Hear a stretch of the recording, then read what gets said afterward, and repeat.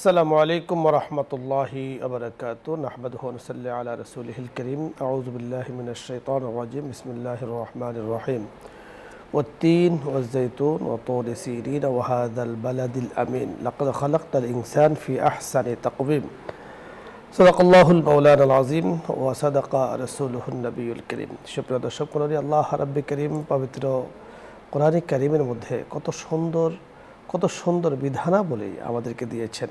কোরআনের সৌন্দর্য বোঝা আল্লাহ তাআলা তাদেরকে তৌফিক দিয়ে, যাদেরকে তৌফিক দিয়েছেন তারাই বুঝতে পারেন। এজন্য পবিত্র কোরআনে হাকিম আল্লাহ তাআলা বলেছেন যে তুমি যা জানো না তাহলে আহলে জিকির, যারা আহলে কোরআন তাদেরকে জিজ্ঞেস করো। আর জিজ্ঞেস করার মধ্যে অনেক উপকার রয়েছে।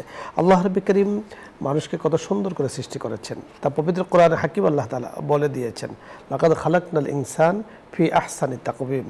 মানুষকে সর্বোত্তম সবচাইতে শ্রেষ্ঠ অবয়ব দিয়ে আল্লাহ তাআলা সৃষ্টি করেছেন। এবং শুধু তাই নয়, আল্লাহ রাব্বুল কারীম হযরত আদম আলাইহিস সালামকে একটি মুষ্টি থেকে আল্লাহ তাআলা সৃষ্টি করেছেন। হযরত আবু মুসা আশআরী রাদিয়াল্লাহু তাআলা আনহু এ সম্পর্কে হাদিস বয়ান করেছেন। বিস্তারিত আজকে নিয়ে আলোচনা করবেন বিশিষ্ট ইসলামী চিন্তাবিদ, মিডিয়া আলোচক, মিডিয়া উপস্থাপক শেখ মুফতি মুর্শিদ আলম সালেহী, সিনিয়র মুহাদ্দিস, মদিনাতুল উলুম, ধুরবাটি আলিয়া মাদ্রাসা। সাথে আছে আমজাদ হোসেন হেলালি। আসসালামু আলাইকুম। ওয়ালাইকুম আসসালাম ওয়া রাহমাতুল্লাহ। মোহতারাম, কেমন আছেন? আলহামদুলিল্লাহ, আল্লাহ পাক অনেক ভালো রেখেছেন। আপনি কেমন আছেন? জি, চমৎকারভাবে আল্লাহ তাআলা আমাদেরকে উপস্থিত রেখেছেন। আল্লাহ তাআলা শুকরিয়া আদায় করছি। আলহামদুলিল্লাহ, আলহামদ। আপনার কাছে আমরা শুনবো যে কোরআনের যে সৌন্দর্য বোঝার উপায় আল্লাহ তাআলা তাদেরকে দেন যাদেরকে আল্লাহ তাআলা পছন্দ করেন। পবিত্র কোরআনে হাকিম আল্লাহ তাআলা বলে দিয়েছেন, মান ইউরিদিল্লাহু বিহি খাইরান ইউফাক্কিহু ফিদ্দিন। কল্যাণ যাদের জন্য চান তাদেরকে কিন্তু দ্বীনে বুঝদান করেন। তো কোরআনের সৌন্দর্যতা বোঝা এটাও কিন্তু আল্লাহ তাআলার তৌফিক ছাড়া কিন্তু কোনোভাবেই সম্ভব নয়। আপনার কাছে এই সম্পর্কে আমরা বিস্তারিত শুনবো। জি, ধন্যবাদ সুযোগ্য উপস্থাপক। আসলে সত্যি একটি গুরুত্বপূর্ণ বিষয় আপনি নিয়ে এসেছেন যে রাসূলুল্লাহ সাল্লাল্লাহু আলাইহি ওয়াসাল্লামের উপর যে কোরআন অবতীর্ণ হয়েছে এটি একটি মুজিজা। এই জন্য আমরা এজাজুল কোরআন, কোরআনের যে পৃথিবীর সব কিছুকে থমকে দেয়, অপারগতা করে, এটি থরে থরে আল্লাহ তাআলা কোরআন কারিমে আয়াত নাজিল করেছেন। দেখুন, কখনো যদি আমরা কোরআন তেলাওয়াত করতে যাই মনে হয় যেন এটি কবিতার কিতাব। যেমন আর রহমান আল্লামাল কোরআন খলাকাল ইনসান আল্লামাহুল বায়ান আশ-শামসু ওয়াল কমারু বিহুসবান, অর্থাৎ কেমন যেন মনে হয় যেন কবিতা। এই জন্য তারা রাসূলুল্লাহ সাল্লাল্লাহু আলাইহি ওয়াসাল্লামকে ওই কাফের মুশরিকরা বলতো যে মুহাম্মদ মনে হয় কবি হিসাবে এসেছেন। এই জন্য আল্লাহ তাআলা বলেছেন ওমা আল্লামনাহু শায়রা, যে রাসূলুল্লাহ সাল্লাল্লাহু আলাইহি ওয়াসাল্লাম আসলে কিন্তু শায়ের নয়, এটি কোনো শের নয়, বরং আল্লাহ তাআলা কোরআনের এটি বালাগাত ফাসাদ দিয়ে আল্লাহ তাআলা পরিপূর্ণ করেছেন। দেখুন কোরআন কীভাবে তেলাওয়াত করবে সেটি আল্লাহ তাআলা এই পৃথিবীর মানবজাতিদেরকে জানিয়েছেন। আল্লাহ তাআলা বলেন ওরাত্তিলিল কোরআন তারতিলা, যে তোমরা কোরআন তেলাওয়াত করো, তারতিল আয় তাসবিদ, অর্থাৎ মদ মাখরাজ গুন্না যেভাবে হক আদায় হয় কোরআনের সেভাবে তোমরা তেলাওয়াত করো। এবং দেখুন রাসূলুল্লাহ সাল্লাল্লাহু আলাইহি ওয়াসাল্লাম বলছেন যাইয়িনুল কোরআন বি আসওয়াতিকুম, যে কোরআন তোমরা তেলাওয়াত করো এমনভাবে সৌন্দর্যতার সাথে, তোমাদের সাউত, তোমাদের আওয়াজটা যাতে সুন্দর হয় এবং তোমাদের মানে লাহানটা এমন হয় যাতে মানুষ শুনে মজা পায়। যেমন ধরুন রাসূলুল্লাহ সাল্লাল্লাহু আলাইহি ওয়াসাল্লামকে আল্লাহ তাআলা এই পৃথিবীর ধরাধামে প্রেরণ করলেন। আমরা যদি আজ থেকে প্রায় 4500 বছর পূর্বের কথা ভাবি, যে ইব্রাহিম খলিলুল্লাহ যখন বাইতুল্লাহ নির্মাণ করলেন, বাইতুল্লাহ নির্মাণ করার পর যখন তিনি বাইতুল্লাহর সামনে দাঁড়িয়ে থাকলেন তার সন্তান ইসমাঈল আলাইহিস সালামকে নিয়ে, তখন জিবরাইল আলাইহিস সালামকে আল্লাহ তাআলা পাঠালেন যে এই বাইতুল্লাহর কি উজরত বা এর প্রতিদান হিসেবে তিনি কি চান। তখন তিনি একটি দোয়া করেছেন, সেই দোয়াটা আল্লাহর কাছে পছন্দ হয়েছে। আল্লাহ তাআলা সেই দোয়াকে কোরআনের আয়াত হিসেবে উম্মতি মুহাম্মাদিকে হাদিয়া হিসেবে দান করেন, কোরআনের আয়াত হিসেবে নাজিল করেন। আয়াতটি এই বিসমিল্লাহির রহমানির রহিম রব্বানা ওয়াবাস ফীহিম রাসূলাম মিনহুম ইয়াতলু আলাইহিম আয়াতিকা ওয়া ইউআল্লিমুহুমুল কিতাবা ওয়াল হিকমা ওয়া ইউযাক্কিহিম। এই যে এই আয়াতের ভিতরে তিনটি রাসূলুল্লাহ সাল্লামের গুণ নিয়ে আলোচনা করা হলো। যে সর্বপ্রথম হচ্ছে যে এমন একজন নবী প্রেরণ করবেন, ইব্রাহিম খলিলুল্লাহ বলছেন যে ইসমাইলের বংশ থেকে এমন একজন নবী প্রেরিত হবেন যে তিনি তেলাওয়াত করে শোনাবেন। এই যে তেলাওয়াত করে শোনানো, এটি কোরআনের সৌন্দর্যতা, যে ওরাত্তিলিল কোরআন তারতিলা। এই তেলাওয়াত এমন একটি মুজিজা যার ইহুদি হোক খ্রিস্টান হোক সে যে জাতিরই হোক না কেন, রাসূলুল্লাহ সাল্লাল্লাহু আলাইহি ওয়াসাল্লামের কোরআন তেলাওয়াত শুনে মানুষের মনগুলো এমন আবেগ আপ্লুত হয়েছে। যেমনিভাবে জুবাই ইবনে মুতিম নামক রাসূলুল্লাহ সাল্লাল্লাহু আলাইহি ওয়াসাল্লামের একজন সাহাবী, তিনি অমুসলিম ছিলেন, ইহুদি ছিলেন। দেখা যায় তিনি রাসূলুল্লাহ সাল্লাল্লাহু আলাইহি ওয়াসাল্লামের কোরআন তেলাওয়াত শুনে এত বেশি ভক্ত হয়েছিলেন যে তিনি বাড়িতে গেলেন, তার স্ত্রী দেখলেন যে সে আনমনা, রাত্রে তার ঘুম হচ্ছে না। জিজ্ঞাসা করলো, স্বামী গো, তুমি কি অসুস্থ ফিল করছো? বলতেছে, না আমি স্বাভাবিক আছি। কিন্তু রাত যখন গভীর হয়ে যায় তিনি বিছনা থেকে উঠে যান, তিনি রাসূলুল্লাহ সাল্লাল্লাহু আলাইহি ওয়াসাল্লামের তেলাওয়াত শুনতে যাচ্ছেন। করতে করতে করতে করতে রাসূলুল্লাহ সাল্লাল্লাহু আলাইহি ওয়াসাল্লামের কাছে তিনি একবার নিরালা গিয়ে বললেন, ইয়া রাসূলুল্লাহ, আপনি যখন তেলাওয়াত করেন আমার অন্তরের ভিতরে এমন অনুভূতি সৃষ্টি হয় যে কাদা কলবি ইউতিরুল ইসলাম, আমার অন্তরের ভিতরে মনে হয় যেন ইসলামের পাখিটা এসে বসে গিয়েছে এবং আর কুফুরির পাখিটা বের হয়ে গিয়েছে। পরবর্তীতে এই জুবাইর ইবনে মুতিম তিনি রাসূলুল্লাহ ইসলামের হাতে হাত দিয়ে কালেমা পড়ে মুসলমান হয়েছে। এটা কোরআনের সৌন্দর্যতার কারণে। দেখুন, একসময় দেখা যায় এই কোরআনকে নিয়ে যখন রাসূলুল্লাহ ইসলাম কোরআন তেলাওয়াত করেন তারা বলতে এটা একটা জাদু, সেহরুন আজিম, লা সেহরুন আজিম, এটা একটা জাদু ছাড়া আর কিছুই নয়, তিনি একজন জাদুকর। কিন্তু তারা সন্দেহের অবকাশ করলো, তখন আল্লাহ তাআলা আয়াত নাজিল করেন, ওয়া ইন কুনতুম ফি রাইবিম মিম্মা নাযালনা আলা আবদিনা ফাআতু বিসূরাতিন মিন মিসলি। এই যে আয়াতখানা তেলাওয়াত করলেন রাসূলুল্লাহ ইসলাম, তেলাওয়াত করে শোনা, যদি তোমাদের সন্দেহ হয় তাহলে তোমরা এরকমভাবে বিসূরাতিন, এই সূরা, আমি যেই সূরাগুলো তেলাওয়াত করি এর মতনই তোমরা সূরা নিয়ে আসো, ইন কুনতুম সাদিকিন, যদি তোমরা সত্যবাদী হয়ে যাও। কিন্তু দেখা যায় তারা সেই কোরআনের আয়াতের সূরার মতো তো দূরের কথা, আল কারিয়া তো মাল কারিয়া ওমা আদরা কামাল কারিয়া, তো এই সূরার অনুরূপ তারা নিয়ে আসলো আলফিল ও মালফিল ওমা আদরা কামালফিল লাহু খুরতুমুন আজিম ও জম্বহু তাবিল। পরবর্তীতে যে আনতারা বিন শাদ্দাদ, লবিদ ইবনে রবিয়া, এরা ছিলেন বিচারক, তাদের পক্ষেরই, রাসূলুল্লাহ সাল্লাল্লাহু আলাইহি ওয়াসাল্লামের পক্ষের কিন্তু কোনো বিচারক ছিল না। তখন তারা হাসি দিয়ে বলল যে এটিতে বড় জোর একটা হাতির রচনা হয়েছে। তাহলে বোঝা যায় যে রাসূলুল্লাহ সাল্লাল্লাহু আলাইহি ওয়াসাল্লামের উপর যে কোরআন নাজিল হয়েছে এটা একটা সৌন্দর্য, ভাষার দিকে যান, বালাগাত, ফাসাদ, মান, সর্বদিক থেকে পবিত্র কোরআন অসাধারণ। অসাধারণ। আল্লাহ তাআলা গদ্যে এবং পদ্যে কোরআনকে নাজিল করেছেন। আমরা কোরআনকে কোন দিক থেকে দেখতে চাই?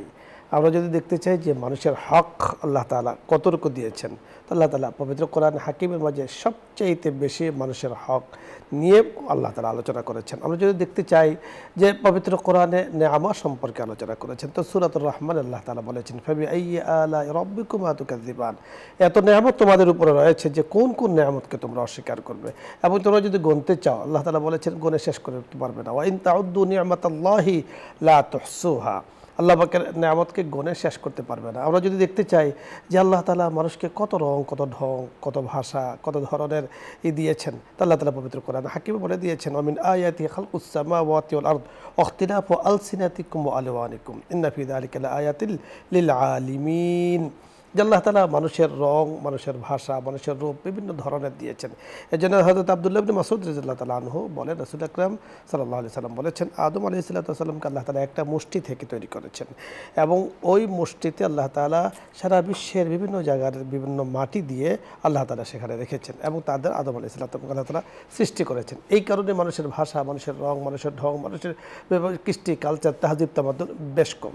তো এই যে আল্লাহ পাক এগুলো দিয়েছেন কার মাধ্যমে? কোরআনের মাধ্যমে। আমরা যদি দেখি যে কোরআন পড়লে কতটুকু সওয়াব পাওয়া যায়, তাহলে কোরআন পড়লে প্রতিটি হরফে 10 নেকি পাওয়া যায়। আমরা দেখি যে কোরআন আমাকে কি করবে, যে আল কোরআন হুজ্জাতুন লাকা ওয়া আলাইকা, যে কোরআন আমার পক্ষে সাক্ষ্য দিবে, অথবা কোনো কারণে কোরআন যদি আমার বিরুদ্ধে চলে যায় তা আমার বিরুদ্ধে সাক্ষ্য দিবে। তাহলে এই যে কোরআনের পাওয়ার আল্লাহ তাআলা দিয়েছেন, এই কোরআনই কাল কিয়ামতের ময়দানে আমার আপনাকে সুপারিশ করে আল্লাহ পাকের সুন্দর জান্নাতে নিয়ে যাবেন। সুবহানাল্লাহ। এজন্য কোরআনের সৌন্দর্য বুঝে, কোরআনের শৈল্পিক আল্লাহ তাআলা যে সুন্দরভাবে নাজিল করেছেন, ভাষার দিক থেকে, মাধুর্যতার দিক থেকে, তেলাওয়াতের দিক থেকে, আয়াতের দিক থেকে, সুন্দর অবয়বের দিক থেকে, সুন্দরভাবে গাঁথনির দিক থেকে, সর্বদিক থেকে আল্লাহ তাআলা সর্বোচ্চ দিয়ে আল্লাহ তাআলা পবিত্র কোরআনকে সৃষ্টি করেছেন। সে কোরআনই জীবনযাপন আমরা করি। কোরআন শুধুমাত্র তাকে রাখার জন্য নয়, কোরআনকে শুধুমাত্র চুমো দেওয়ার জন্য নয়, বাস্তব জীবনে বাস্তবায়ন করার জন্য। আল্লাহ তাআলা আমাদেরকে বোঝার তৌফিক দান করেন, সে অনুযায়ী আমল করার তৌফিক দান করেন। আলোচ্য বিষয় নিয়ে দর্শক মণ্ডলী যদি আপনাদের কোনো প্রশ্ন থাকে, কোনো কিছু জানার থাকে, আপনি চাইলে প্রশ্ন করতে পারেন, অথবা ইসলামের যে কোনো মাসলা মাসাইল নিয়ে আপনি প্রশ্ন করুন, আমরা আলোচনা করার চেষ্টা করব। প্রথমে যিনি আছেন, আসসালামু আলাইকুম রহমতুল্লাহ। দর্শক নাম বলে পরিচয় দিয়ে প্রশ্ন করুন। আসসালামু আলাইকুম। ওয়ালাইকুম আসসালাম রহমতুল্লাহ। আলহামদুলিল্লাহ হুজুর, প্রথম চেষ্টা করতে করতে অনেকদিন ধরে আজকে প্রথমে পায়ে গেলাম। আলহামদুলিল্লাহ। আপনি হুজুর না কাটতে প্রশ্নের উত্তর দেন, যদি সময় মতো ফজর নামাজ পড়তে না পারি, তাহলে সূর্য ওঠার পরে উঠলে তো সুন্নত সহকারে পড়তে হয়। তাহলে সুন্নতের তো কাজা নাই, কারণ সুন্নতের কাজা কিভাবে নিয়ত করি? জি, সুন্দর বিষয় আপনি জানতে চেয়েছেন। সুন্নতের কাজারে তো এখানে কেন সুন্নতের কাজা করবেন, কতক্ষণ পর্যন্ত সুন্নতের কাজা করবেন, আপনি জানার একটি বিষয় জানতে চেয়েছেন। মোহতারামের কাছে আমরা জি, ধন্যবাদ আমার বোনকে যে তিনি শরীয়তের একটি মাসালা জানার জন্য তার যথেষ্ট আকাঙ্ক্ষা রয়েছে। আসলে ফজরের সুন্নতটা একটু ব্যতিক্রম। রাসূলুল্লাহ সাল্লাল্লাহু আলাইহি ওয়াসাল্লামের ফজরের সুন্নতেরও কাজা তিনি করেছেন। এই জন্য আমরা যখনই ঘুম থেকে উঠবো রাসূলুল্লাহ সাল্লাল্লাহু আলাইহি ওয়াসাল্লাম সেটা আদেশ করেছেন যে সে উঠেই যাতে পবিত্রতা অর্জন করে সুন্নত এবং ফরজ সাথে সাথে আদায় করে নেয়। এখন ঘড়ি দেখা বা আমার কাজা কতটুকু সময় হলো না হলো না তাকিয়ে তিনি যদি নামাজটি আদায় করে ফেলেন তাহলে অর্থাৎ সূর্য যখন উঠে গিয়েছে, ওঠারও অন্তত 23-24 মিনিট এরকম পর্যন্ত আপনি অপেক্ষা করে আপনি নামাজটা পড়বেন। কারণ হাদিসের মধ্যে এই নামাজের কথা আলাদাভাবে আছে। যখনই আপনি ঘুম থেকে জাগ্রত হবেন তখনই হারামুক্ত না হলে সাথে সাথে উঠে নামাজটা পড়ে নেবেন।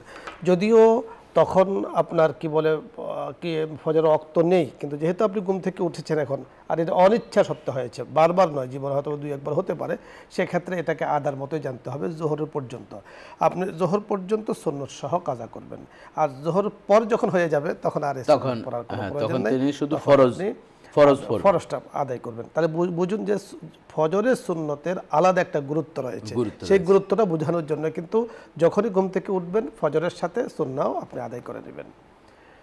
পরের দর্শক, আসসালামু আলাইকুম ওয়া রাহমাতুল্লাহ।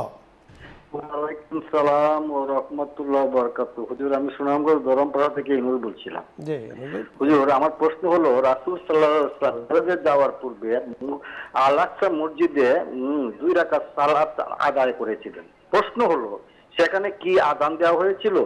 ওই নামাজে কে ইমামতি করেছিলেন? ওই নামাজে মুক্তাদির কারা ছিলেন? ওই নামাজে কত কাতার হয়েছিল? নামাজের শেষে কারা কারা বক্তৃতা করেছিলেন? জি ধন্যবাদ, বুঝতে পেরেছি। জি, বুঝতে পেরেছি। ধন্যবাদ ভাইকে।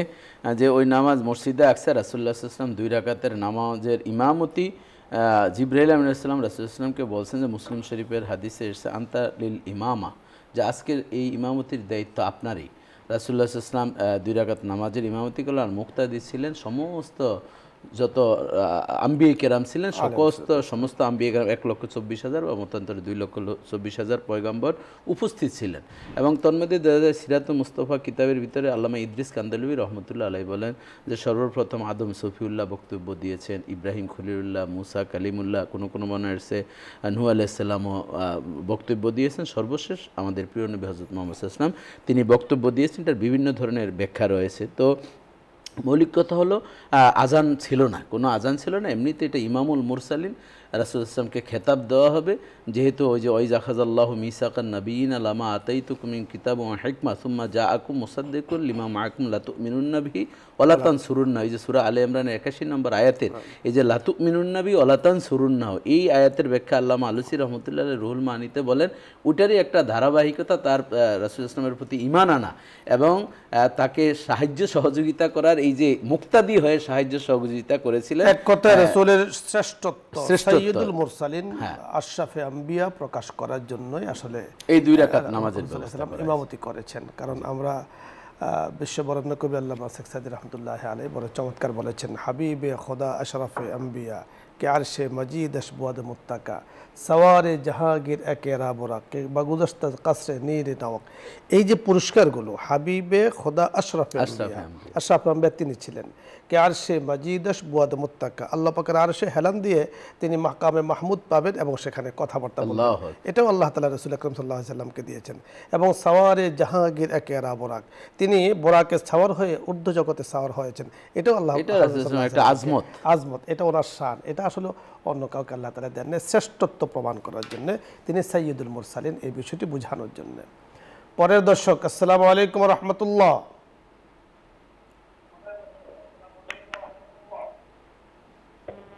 ওয়ালাইকুম আসসালাম।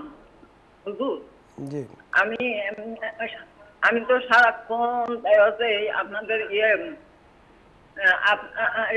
কাবা ঘরে যে কুরআন তেলাওয়াত হয় সেটাই শুনি, এমনি বুঝতে পারি না কিন্তু শুনি। আর আমিও পড়ছি, তো আমার পড়া চাইতে ওই পড়াগুলো খুব সুন্দর হয়, যার জন্য আমি শুনি। এটার জন্য কি আমার অবশ্যই আপনার সময়টা ভালোভাবে কাটছে, সব তো আপনি পাবেনই। ধন্যবাদ। জি, আমরা বুঝতে পেরেছি। জি, আমাদের মুরব্বী যে ফোন করেছেন ওনাকে ধন্যবাদ জানাচ্ছি। তো এটার কিন্তু আয়াতই আছে, আল্লাহ তাআলা ইরশাদ করেন ওয়াইজা কুরিয়াল কুরআনু ফাসতামিউ লাহু ওয়া আনসিতু লাআল্লাকুম তুরহামুন। যখন কোরআন তেলাওয়াত করা হয় সেটা দুটি শর্ত, গভীর মনোযোগ সহকারে শোনা, নীরব নিচ্ছুপে শোনা। এই দুটি শর্ত মেনে যদি কেউ কোরআন তেলাওয়াত শুনে, অর্থ বুঝুক আর না বুঝুক, আল্লাহ তাআলা বলেন তার উপরও রহমত নাজিল হবে। চমৎকার আপনি বলেছেন। এই জন্য আমাদের তিনি ঠকবেন না, বরং তিনি হৃদয়ের জানালা খুলে যদি তার কোরআন তেলাওয়াত শুনেন, রব্বুল আলামিন তাকে অবশ্যই নেকি দান করবেন। ওই সওয়াবগুলো দান করবেন যে সওয়াবগুলো তেলাওয়াত করলে পাওয়া যায়, কোনো সমস্যা নেই। আর সবচেয়ে বড় বিষয় হলো যে গুণামুক্ত অবস্থায় আপনার সময়টা কিন্তু পার হচ্ছে, কোরআন তেলাওয়াত শ্রবণে পার হচ্ছে, মোহাব্বতে কোরআন প্রকাশ হচ্ছে, আল্লাহ পাকের সাথে মোহাব্বত গভীর একটা সম্পর্ক হচ্ছে। আপনি নিজেও চেষ্টা করছেন আপনার কোরআনটাকে সুন্দর সহি করার জন্য। পৃথিবীতে শ্রেষ্ঠ মানুষ যে কোরআন তেলাওয়াত করে এবং কোরআন শিক্ষা দেয় এবং যে শিক্ষা নেয়, সে আর ভাগ্যবান। নিঃসন্দেহে আপনি সওয়াবের ভাগীদার হবেন। পরের দর্শক, আসসালামু আলাইকুম ওয়া রাহমাতুল্লাহ।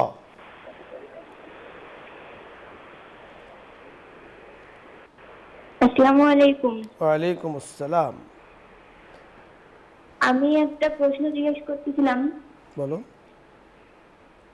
এই যে বাবা মা হজ না করে যদি সন্তান বিয়ে না দিয়ে যদি বাবা হজ করতে যায়, এটা কি জায়েজ আছে? 100% জায়েজ আছে, কোনো সমস্যা নেই, কোনো সমস্যা নেই। ধন্যবাদ আপনাকে। বোন, আসলে বলার উদ্দেশ্য হচ্ছে এরকম অনেক সময় রিউমার ছড়ায় যে উপযুক্ত মেয়ে বাড়িতে বা ছেলে রেখে গেলে অনেক সময় দুর্ঘটনা ঘটে, থাকা অবস্থাও তো ঘটে। হ্যাঁ, এই জন্য আমরা সেই হজকে ট্যাগ লাগিয়ে হজকে কোনো রকম ব্যত্যয় না ঘটানোর চেষ্টা করব এবং উপযুক্ত যদি কোনো আমাদের মেয়ে থাকে তাদেরকেও বিবাহের জন্য আমরা আপ্রাণ চেষ্টা করব এবং তাদেরকে রেখে যদি যাই কোন আবহাওয়াবে তাদেরকে রেখে গেলে আমাদের যথার্থ হবে সেই বিষয়টি কিন্তু আমাদের পরিলক্ষিত হওয়ার বিষয়। অর্থাৎ সন্তান যখন উপযুক্ত হয়ে যায় তখন তাদেরকে বিবাহ করানো, বিবাহ দেওয়া, উপযুক্ত পাত্রস্থ করা, উপযুক্ত পাত্রী ব্যবস্থা করে দেওয়া, সেটা বাবা মার দায়িত্ব। কিন্তু হজ ফরজ এক ইবাদত, সেটা যখন ফরজ হয়ে যায়, ইমাম আবু হানিফা রাহমাতুল্লাহি আলাইহি তো বলেছেন যে আলাল ফওর, যখনই ওয়াজিব হবে, ফরজ হবে, তখনই আদায় করতে হবে।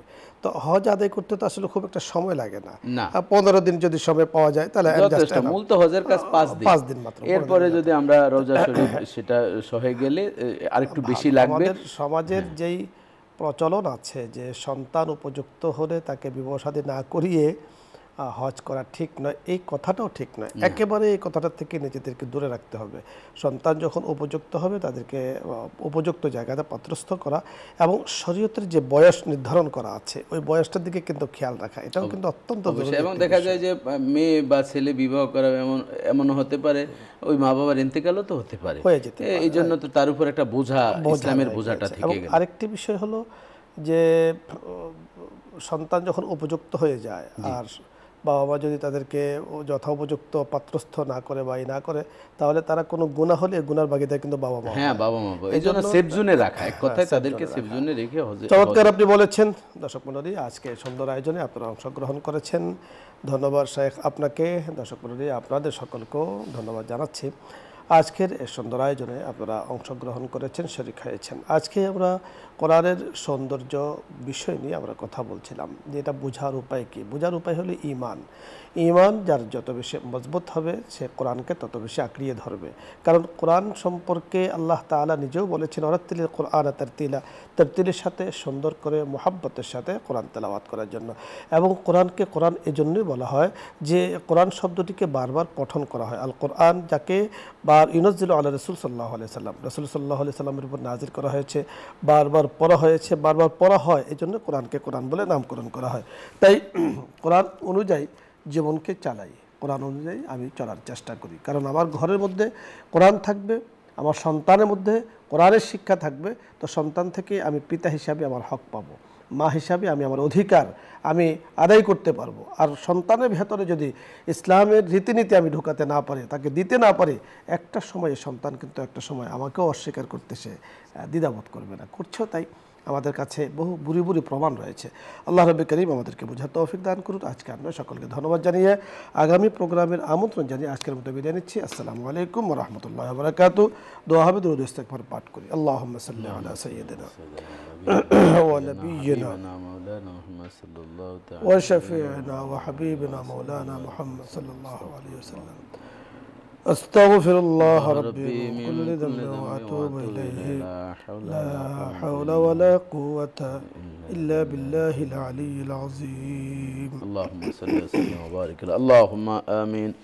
ربنا ظلمنا أنفسنا وإن لم تغفر لنا وترحمنا لنكونن من الخاسرين. ربنا آتنا في الدنيا حسنة وفي الآخرة حسنة وقنا عذاب النار. رب ارحمهما كما ربياني صغيرا.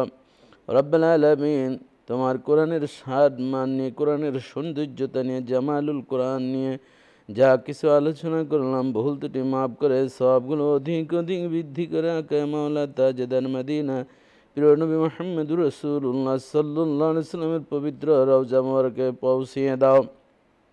আম্বিয়া কেরাম, আসহাবে আযম, আউলিয়া কেরাম, বুজুর্গানে দিন, আমাদের যত ওস্তাদগণ যে যেখানে কবরবাসী আছেন প্রত্যেকের রূহ মুবারকে সব পৌঁছে দাও। খাস করে রব্বুল আলামিন আমাদের আত্মীয় স্বজন, মুরব্বী, আম্মা আব্বা যে যেখানে কবরে শায়িত আছেন তাদের রূহ মুবারকে সব পৌঁছিয়ে দাও। আল্লাহুম্মা নব্বির কুবুরহুম বিনূরিকা ইয়া রব্বাল আলামিন। রব্বুল আলামিন আমাদের মা বাবা, ছেলে সন্তান, পরিবার পরিজন, আপনজন যে যেখানে জীবিত আছেন নেক হায়াত দারাজ করে দাও। খাস করে রব্বুল আলামিন সারা বিশ্বের মুসলিমদেরকে আল্লাহ তুমি হেফাজত করো। ফিলিস্তিনকে আল্লাহ স্বাধীন দেশ হিসেবে ঘোষণা দেওয়ার সমস্ত আঞ্জাম তুমি ব্যবস্থা করে দাও। গাজার মুসলমানদেরকে নিরাপদে থাকার তৌফিক দান করো। আল্লাহ ইহুদি নাসারা যেভাবে আল্লাহ মুসলমানদের উপর নির্যাতন করছে, আল্লাহ তোমার খাস রহমত আমরা কামনা করছি, তুমি খাস রহমত নাজিল করো। রব্বুল আলামিন খাগড়াছড়ি সহ চট্টগ্রামের বিভিন্ন এলাকায় আল্লাহ যে দুর্ঘটনা ঘটছে, বিপদ আপদ চলছে, সংঘাত, আল্লাহ এই সংঘাত থেকে বাংলাদেশকে তুমি হেফাজত করো। বিভিন্ন ধরনের আল্লাহ সাংঘর্ষিক অবস্থান থেকে আল্লাহ এই হক্কানি আউলিয়া কেরাম বুজুর্গানে দিনদের এই অশ্রু ভেজা দেশটাকে তুমি নিরাপদে থাকার তৌফিক দিও। রব্বুল আলামিন বসুন্ধরা গ্রুপ আল্লাহ এত সুন্দর আয়োজন করে প্রতিদিন আল্লাহ ইসলামী প্রশ্ন উত্তর অনুষ্ঠানের মাধ্যমে দেশবাসীর জন্য যে খেদমত করছেন আল্লাহ তাদেরকে তুমি কবুল মঞ্জুর করে নাও। বসুন্ধরা গ্রুপ পরিবার সে আল্লাহ এই নিউজ 24 কর্মকর্তা কর্মচারী আল্লাহ যারা যে দায়িত্ব পালন করছেন আল্লাহ প্রত্যেকের উপর খাস রহমত নাজিল করো। যাবতীয় বিপদ আপদ থেকে আমাদেরকে হেফাজত করো। তোমার বাইতুল্লাহ যাওয়ার মতন আমাদের ব্যবস্থা করে দাও। আমাদের যার যে পেরেশানি আছে আল্লাহ তুমি দূর করো। ইমান আমল নিয়ে বাঁচার তৌফিক দান করো।